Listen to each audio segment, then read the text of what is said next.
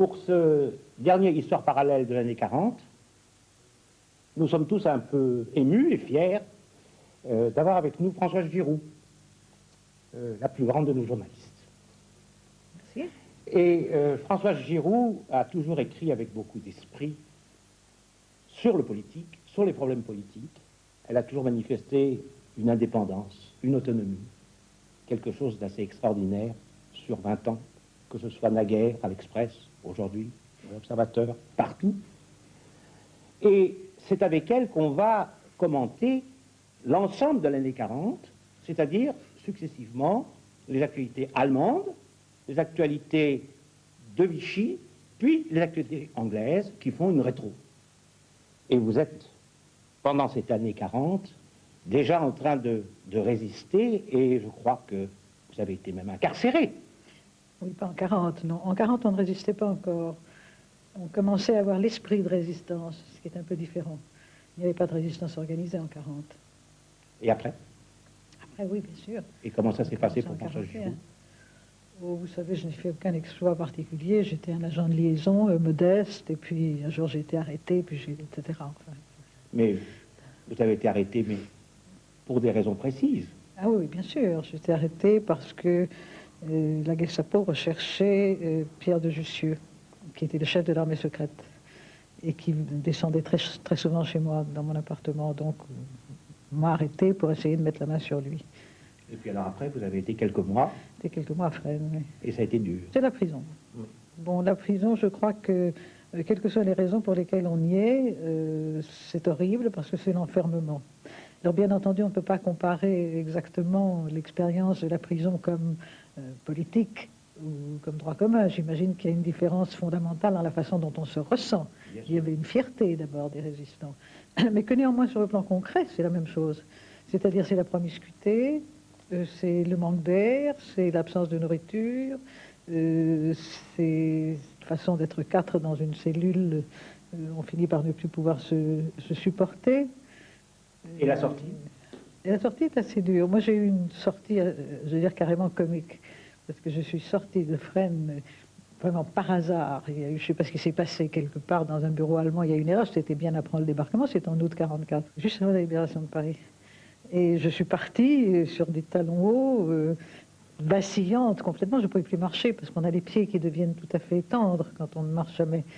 Je courais vers le métro de Fresnes et tout d'un coup j'ai entendu crier mon nom. Et je me suis retournée, c'était un soldat allemand. Et je me suis dit, ça y est, ils se sont aperçus qu'ils se sont trompés. Et j'étais désespérée. J'ai failli m'asseoir sur le bord de la route et ce soldat est arrivé et m'a dit, Madame, vous avez oublié votre montre. Galanterie. Galanterie. Eh bien, ce ne sera pas de la galanterie qu'on verra au début, puisque ce sont les actualités allemandes à un moment désagréable, très agréable, la fin de décembre, puis nous verrons ultérieurement, donc, comme convenu, les Françaises et les Anglaises.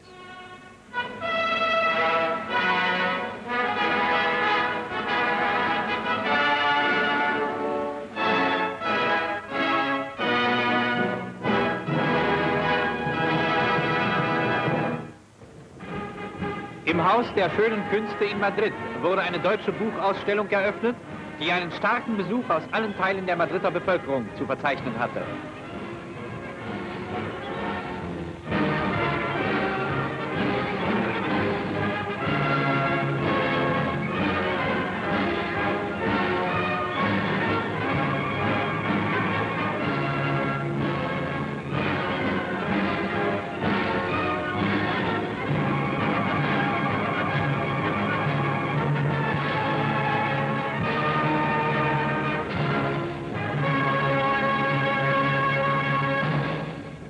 In der Frauenhochschule von Orvieto, einer der Akademien der italienischen Jugendorganisation, wurde das neue Schuljahr feierlich eröffnet.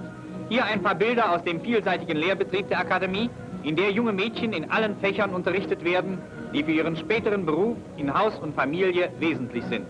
In der Hühnerfarm der Hochschule. Angora-Kaninchen werden ausgekämpft. Selbst im Kuhstall wird praktischer Unterricht erteilt. Die wichtigste Anlage, die Küche. Neben den rein hauswirtschaftlichen Arbeiten wird in Orvieto auch die Körperschulung planmäßig betrieben.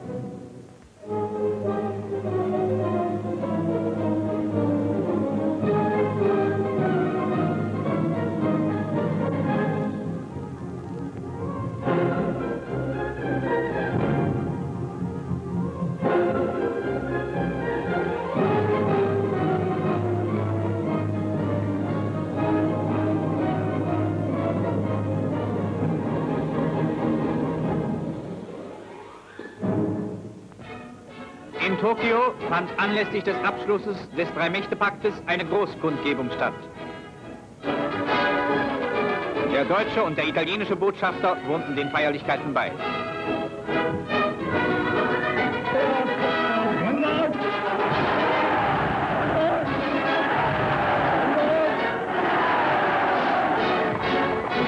Bei einem anschließenden Marsch durch Tokio wurden deutsche und italienische Flaggen mitgeführt.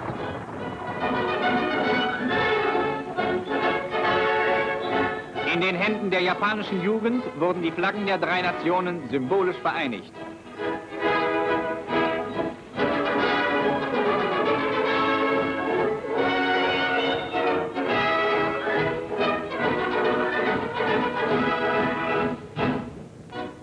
Marschall Pétain wurde auf seiner Reise durch das unbesetzte Frankreich in Lyon besonders festlich empfangen. J'ai honte quand je vois ça, vous voyez, que des Français aient pu saluer l'année nouvelle comme ça. Oui, Vraiment, ça me fait honte. Un peu pitoyable. C'est pitoyable. Mais dites-moi, François Giroud, pendant la guerre, vous avez été dans les deux zones. Oui. Racontez-nous un petit peu quelle impression on avait quand on passait de l'une à l'autre et quelle différence vous avez ressentie. C'est pas du tout la même chose. En zone libre, en tout cas jusqu'à ce que les Allemands n'y entrent pas, s'abstiennent d'y entrer, les gens étaient relativement plus tranquilles, enfin, sauf ceux qui étaient directement impliqués dans des actions de résistance. Les autres n'avaient pas peur de la même manière. Et ils avaient aussi, comment vous dire, ils trafiquaient autant que les autres sur le marché noir, ils cherchaient aussi à se nourrir. Ça, c'était semblable dans les deux zones. Mais il n'y avait pas ce frottement perpétuel avec les Allemands qui changeait complètement l'état d'esprit. Alors, Vichy, c'était l'horreur.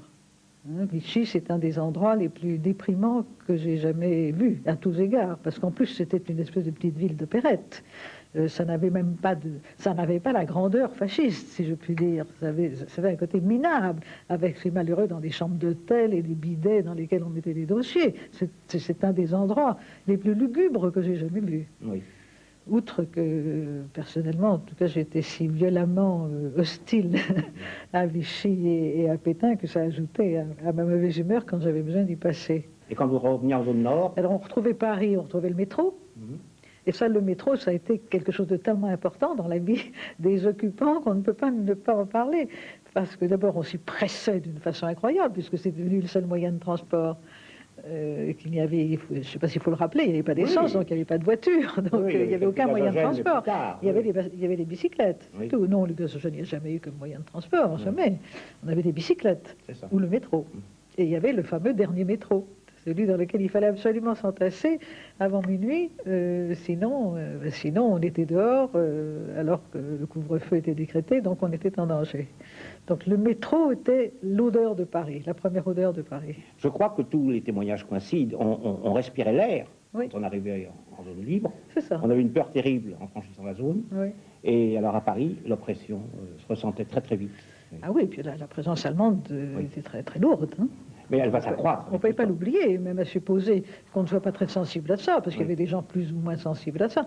On a dit beaucoup de choses là-dessus, et puisque j'en ai l'occasion, je voudrais le dire, ce n'est pas vrai que les Français se sont si mal conduits pendant la guerre. D'abord, ce n'est pas vrai qu'ils ont foutu le camp, comme on l'a dit, en 40. Il y a eu quand même 100 000 morts. Bon, ces 100 000 morts, ils se sont battus tout de même. Et dans beaucoup d'endroits, ils se sont battus très courageusement.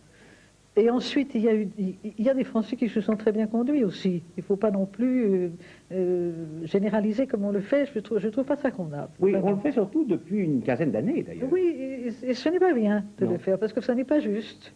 Il y a eu des gens très mal, naturellement, comme il y a eu des héros. Mais ça, c'est toujours une toute petite catégorie aux deux bouts de l'échelle. Les salopards et les héros. Et puis entre, il y a des gens qui font ce qu'ils peuvent. Eh bien, les Anglais, eux, sont gays. Nous allons voir. Ils viennent de remporter des victoires, hein, c'est Tobruk. Néanmoins, ils sont gays.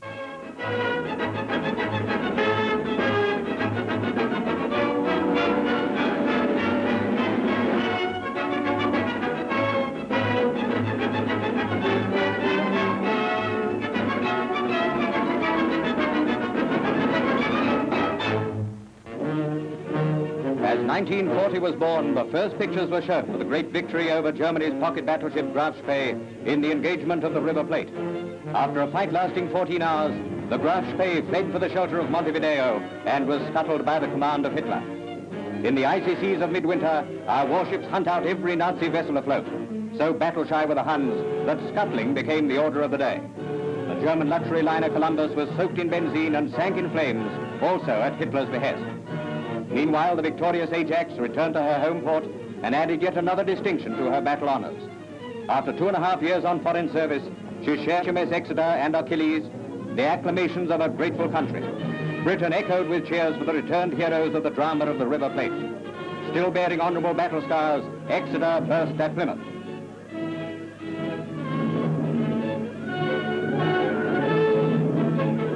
At London's Guildhall, a luncheon given by the Lord Mayor to the conquerors of the inglorious Graf Spee. Mr. Churchill, then First Lord of the Admiralty, paid a great tribute to the officers and men. Then that glorious day at Josingfjord, when men of HMS Cossack with drawn cutlasses and cries of, "The Navy is here," boarded the Altmark and rescued 300 British prisoners. These men from the Nazi hell ship later recounted their experiences to the King and Queen. Mr. MacDonald, also on the Terror, How many of you were there from the Terror?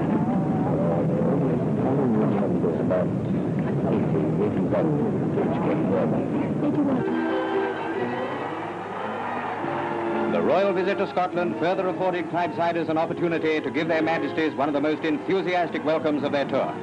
At one famous shipbuilding yard, they could hardly move for the crowds of cheering Scots.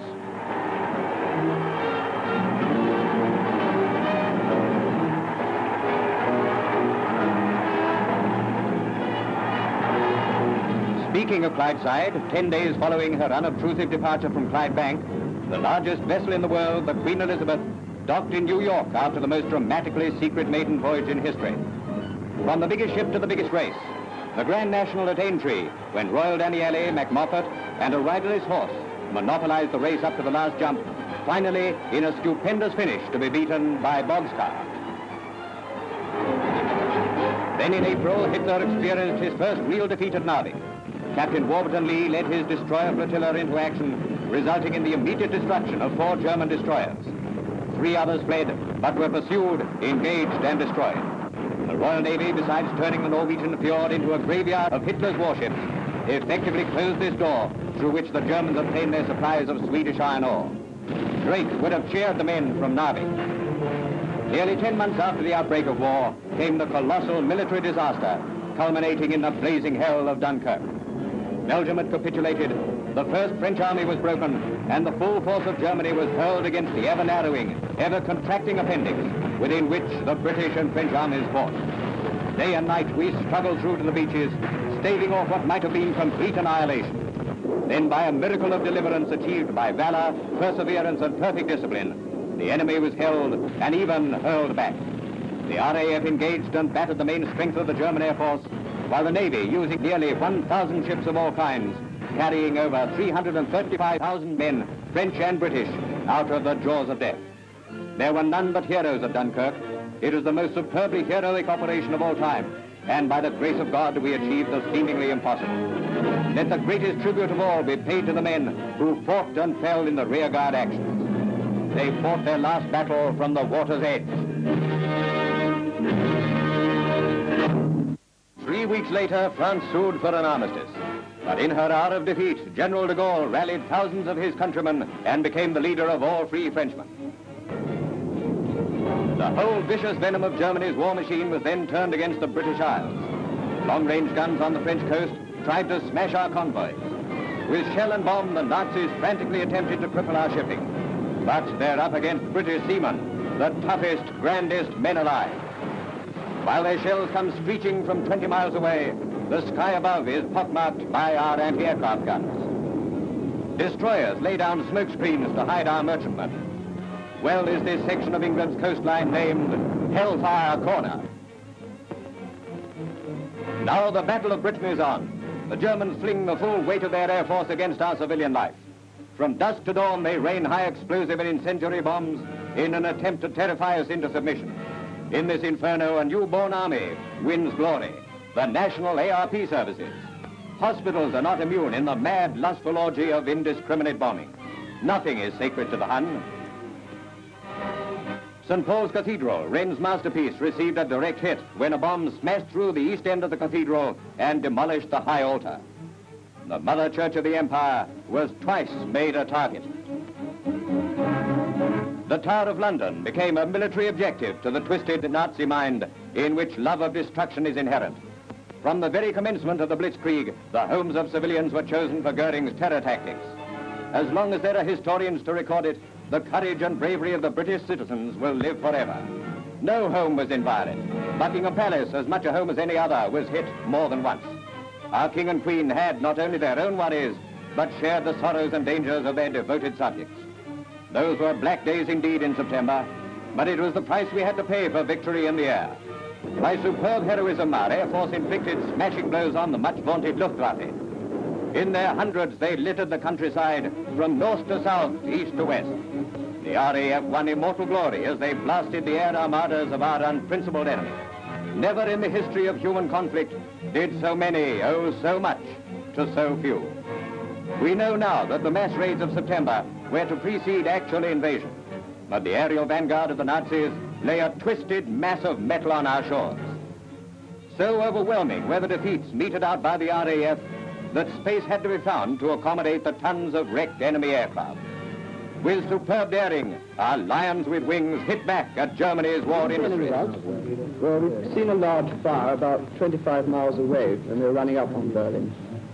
And we flew, that was in the south side of the city. So we went over and had a look at that. Oh, then you flew across the city? Yes, slap across the center.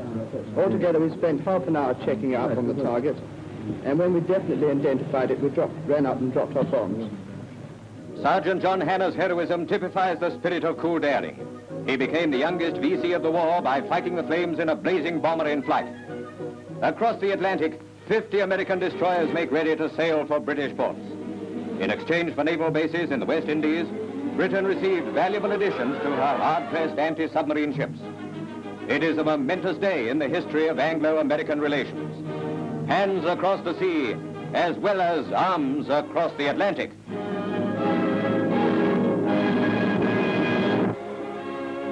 On the anniversary of the fascist march on Rome, Mussolini attacked Greece. On land and sea, the Greeks struck hard and sent the invaders reeling back in confusion. Election fever gripped all America as Franklin Roosevelt won the country with a sweeping victory and became president for a third term.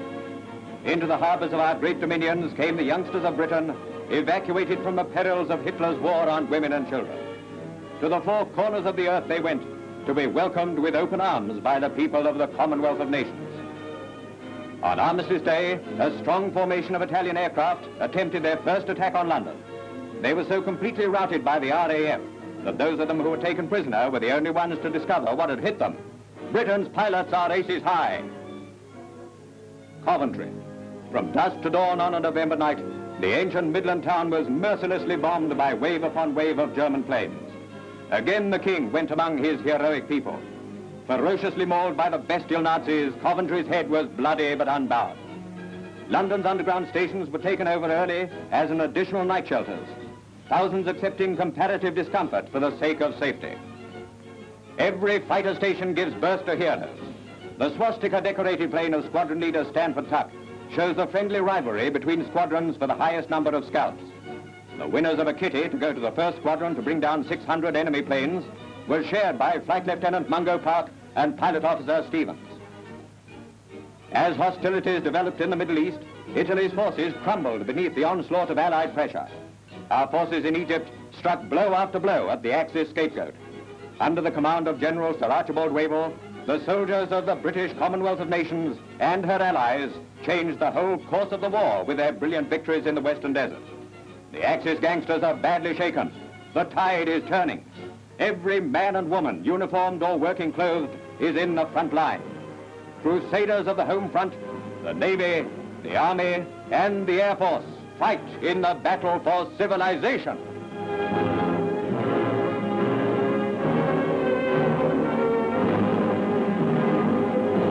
François Giraud, quelles sont vos réactions devant ces actualités anglaises? Ah, je les trouve assez émouvantes. Enfin, moi, d'abord, j'aime les Anglais. J'aime leur entêtement, j'aime leur forme de courage. Et je suis émue quand je vois De Gaulle tout maigre. Je suis émue quand je vois le roi et la reine d'Angleterre de cette époque-là, parce qu'ils se sont conduits vraiment très très bien. Très bien. Et puis je trouve ces actualités assez bien faites. Alors ce qui est curieux aussi, c'est Dunkerque. Dunkerque est à peine traité. Oui. Oui, c'est assez curieux, puisque ça a été un événement formidable. Et là, ils en font une catastrophe. Alors que d'autres fois, ils en font une victoire. C'est à la fois une catastrophe et une victoire. En effet, c'est une catastrophe qui a été une victoire dans la mesure où on a pu rapatrier, sauver tellement d'hommes. Et est-ce que ça vous rappelle un peu la radio anglaise? Ou c'est autre chose? Un peu. Non, je trouve que ça rappelle un peu la radio anglaise. Il y a une certaine sobriété. De l'humour? De l'humour. Puis ils sont attaquants dans le commentaire. Ah, dans le commentaire, oui, bien sûr. Ils sont très offensifs, c'est ça qui est assez surprenant. Parce qu'à l'époque, on avait tellement été écrasés par notre propre défaite qu'on imaginait mal que les Anglais puissent tenir un langage aussi... on est à 100 lieues de Vichy. À 100 lieues. Oui. D'un côté, il y a un pays anéanti, et de l'autre, il y a un pays qui se bat. Et qui se bat bien, puisqu'à la fin, c'est Tobruk, et que le vent tourne. Évidemment, le vent va encore tourner dans un autre sens à cause de l'URSS bientôt, mais pour l'instant, il tourne du côté des Anglais. D'ailleurs, j'ai trouvé un jour aux archives une phrase inconnue de Pétain, qui dit à quelqu'un qui est venu le visiter, « Ces Anglais, je ne comprends pas, ils résistent. Je leur tire mon képi. » Et nous avons vu dans les actualités allemandes tout à l'heure que Hitler recevait l'ambassadeur d'Union soviétique. Oui. C'était le moment du grand flirt avec l'Union soviétique encore. Ça commence à se troubler. Non, mais enfin là, c'était mis en valeur. Oui, c'est mis en valeur, mais peut-être pour... Seulement en 41, Seulement en 41, mais déjà ils ont eu des mots assez durs. Oui. Et Hitler non, ceci pour vous dire que les Anglais ont d'autant plus de mérite. Ah oui, c'est fantastique d'avoir résisté à ce moment-là. C'est incroyable. Merci François Giraud, nous sommes heureux que vous ayez participé à la dernière émission d'Histoire parallèle pour l'année 40.